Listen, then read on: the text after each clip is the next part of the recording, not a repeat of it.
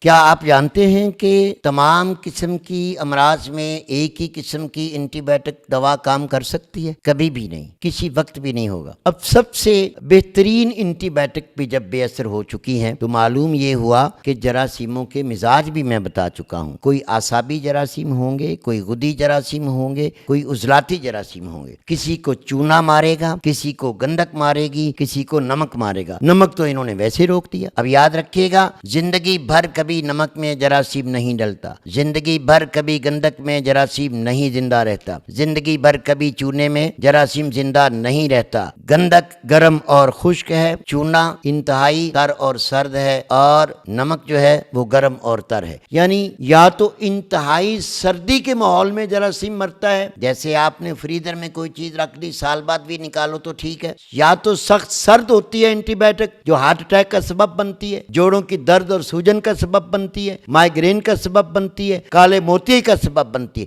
یہ سوداوی ادویات ہوتی ہیں۔ یا تو انتہائی گرم ہوتی ہیں جو انسان کے گلینڈ کو پھلا کر موٹا اور دمبا بنا دیتی ہیں، یا انتہائی اتنی گرم تر ہوتی ہیں کہ انسان کے لبے کو پگھلا کر شوگر کا بھی سبب بن جاتی ہیں۔ مطب ابن طبیب پر free online check up کیا جاتا ہے۔ ابھی ہمارے واٹس ایپ نمبر پر رابطہ کریں اور گھر بیٹھے اپنا مزاج معلوم کریں۔ اپنے مزاج کے مطابق غذائی چارٹ یا دوا کا کورس منگوائیں۔ آئیں فطری اور قدرتی طریقہ علاج کی طرف، مطب ابن طبیب کے ساتھ۔